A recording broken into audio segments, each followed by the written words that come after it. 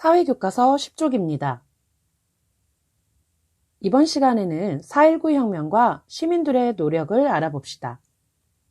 소영이는 아버지와 함께 국립 4.19 민주묘지에 있는 기념관에서 4.19 혁명과 관련된 전시물을 관람했습니다. 혁명이란 국가의 기초나 제도 등이 완전히 새롭게 바뀌는 것을 말합니다. 아버지께서는 민주주의를 지키려고 희생하신 분들께 감사하는 마음을 가져야 한다고 말씀하셨습니다. 소영이는 4.19 혁명의 과정에서 시민들이 어떤 노력을 했고 그것이 우리나라의 민주주의 발전에 어떤 영향을 주었는지 궁금해졌습니다. 이번 시간에는 4.19 혁명의 배경, 과정, 결과를 알아봅니다. 민주주의를 지키기 위한 시민들의 노력을 알아봅니다.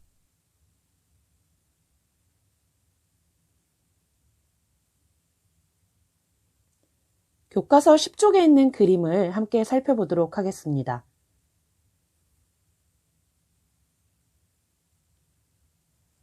국립 4.19 민주묘지는 어떤 곳인가요? 이곳은 4.19 혁명 때 우리나라의 민주주의를 지키고자 싸우다 희생하신 분들을 모신 묘역이란다.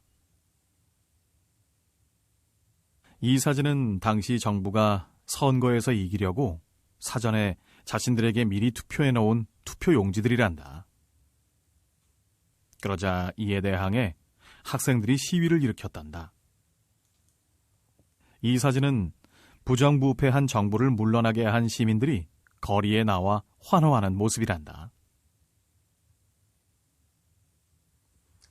여러분은 학급회장 선거를 해본 적이 있나요?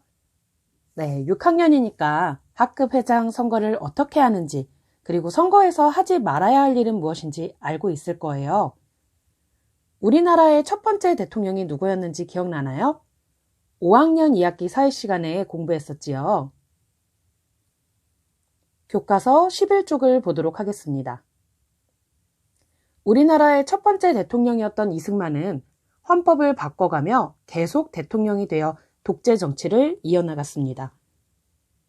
여러분, 지금 대통령은 몇 번 대통령을 할 수 있나요? 네, 한 번이지요. 그런데 1960년까지 이승만 대통령은 무려 대통령에 3번 당선되었다고 합니다. 그렇다면 이승만 정부는 왜 부정선거를 계획하고 실시했을까요? 네, 정권을 계속 차지하고 싶었기 때문이겠죠.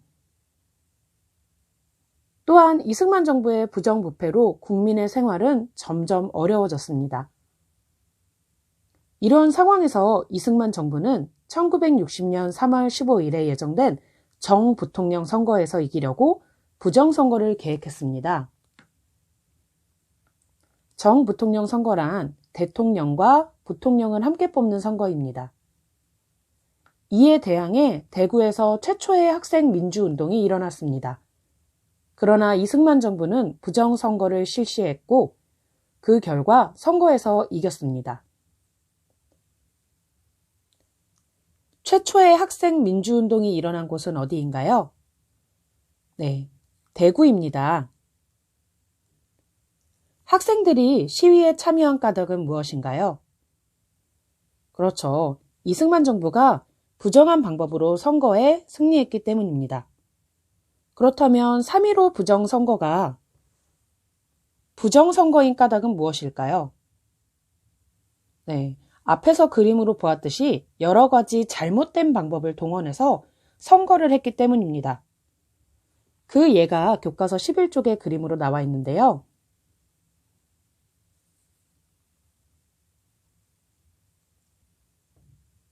유권자들에게 돈이나 물건을 주면서 이승만 정부에 투표하도록 했다. 선거에서 유권자들에게 돈이나 물건을 주는 것은 옳지 않아요.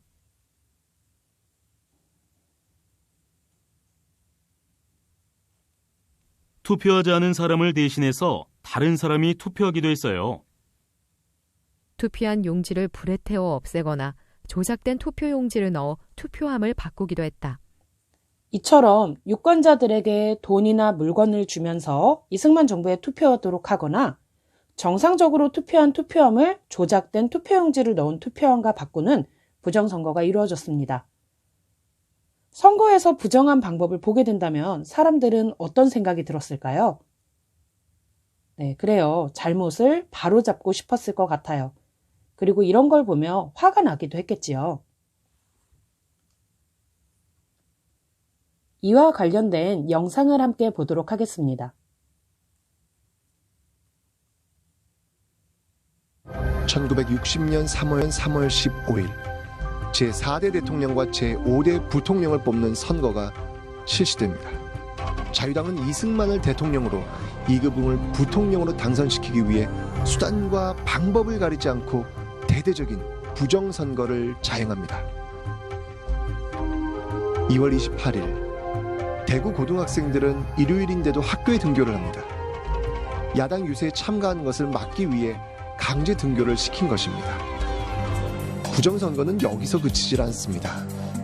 기권자와 전출자 등의 표를 여당 후보표로 만들어 미리 투표함에 넣는 사할 사전 투표를 하는가 하면 유권자를 3인조, 5인조, 9인조로 편성해 여당 후보를 찍게 하는 공개 투표를 하는 등 웃지 못할 부정선거가 자행됩니다.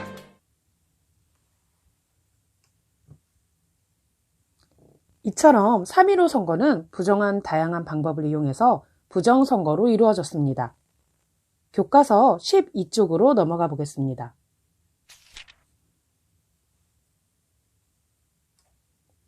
시민들은 부정한 방법으로 선출된 이승만 정부의 잘못을 바로잡으려고 시위에 참여했습니다. 마산에서는 시위에 참여한 많은 시민과 학생들이 경찰의 폭력적인 진압으로 죽거나 다치는 일이 일어났습니다. 특히 이 시위에 참여했다가 실종된 고등학생 김주열이 마산 앞바다에서 죽은 채로 발견되자 시민들과 학생들의 시위는 더욱 확산되었습니다. 부정한 방법으로 권력을 잡으려 한 이승만 정부에 시민들은 항의하는 시위를 시작하기 시작했습니다. 이 시위가 처음 일어난 곳은 어디인가요? 네, 마산입니다. 처음 시작된 시위가 더욱 확대된 까닭은 무엇인가요? 네, 당시 고등학생이었던 김주열이 시위 과정에서 실종되었는데 실종된 이후에 마산 앞바다에서 죽은 채로 발견되었기 때문입니다. 이 당시 시위에 참여한 사람들의 주장은 다음과 같습니다. 시위에 참여한 사람들을 죽이거나 다치게 한 경찰들을 처벌해달라. 그리고 시위에 참여했다는 이유로 잡혀간 사람들을 풀어주고 이승만 정부가 물러나야 한다고 주장했습니다.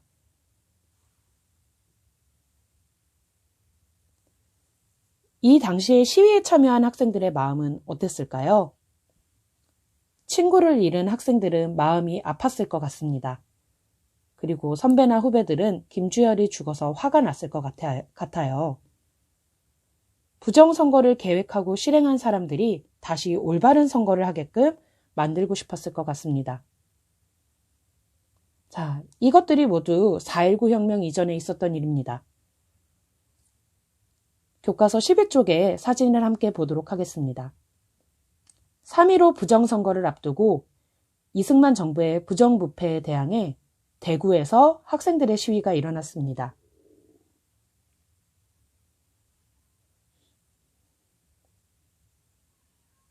그리고 마산에서 3.15 부정선거를 비판하는 시위가 일어났지요.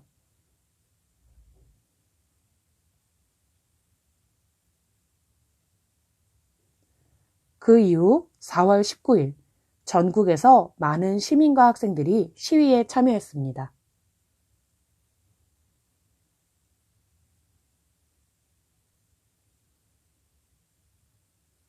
친구를 잃은 형 누나들의 마음이 정말 아팠을 것 같아요. 학생들뿐만 아니라 시민들 모두 김주열 학생의 죽음을 안타까워했어요. 그리고 잘못된 정치를 바로잡으려면 시위와 같은 방법으로 자신들의 생각을 표현해야 한다고 생각했어요. 교과서 13쪽으로 넘어가 보겠습니다. 마산에서 일어난 시위는 각계각층의 시민이 참여하는 전국 시위로 확대되었습니다. 4월 19일 전국은 3.15 선거는 불법 선거이다. 정부는 마산 사건을 책임져라 등의 구호로 가득했습니다. 시민들과 학생들은 이승만 정부의 독재와 3.15 부정선거로 짓밟힌 민주주의를 바로 세우고자 거리로 나섰습니다. 대학 교수들이 학생들을 지지하며 정부에 항의했고,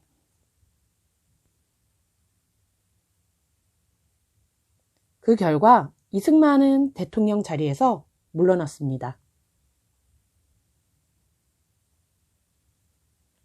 그 이후 시민들은 질서를 지키면서 사회의 혼란을 바로잡으려고 노력했지요. 이와 관련된 영상을 함께 보도록 하겠습니다.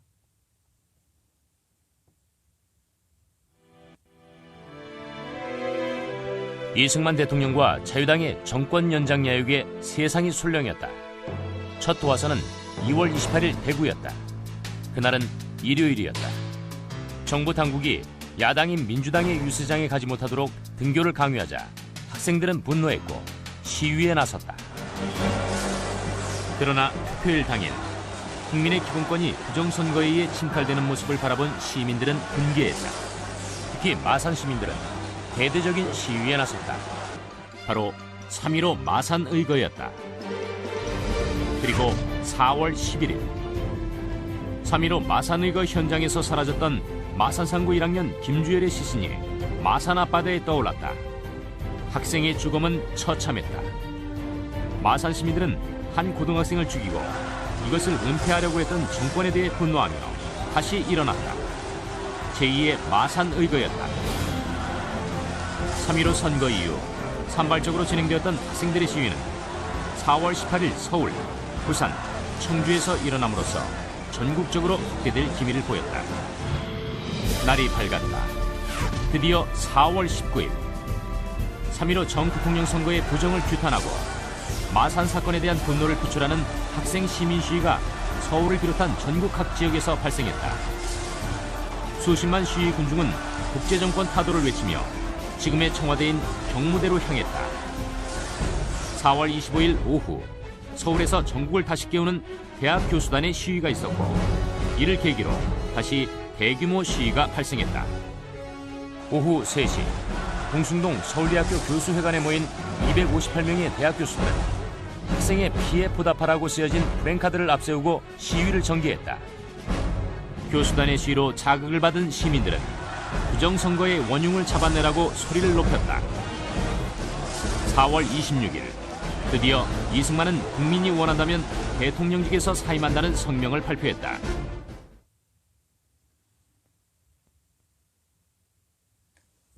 영상으로 살펴본 것처럼 1960년 4월 19일 많은 사람들이 시위에 참여했습니다.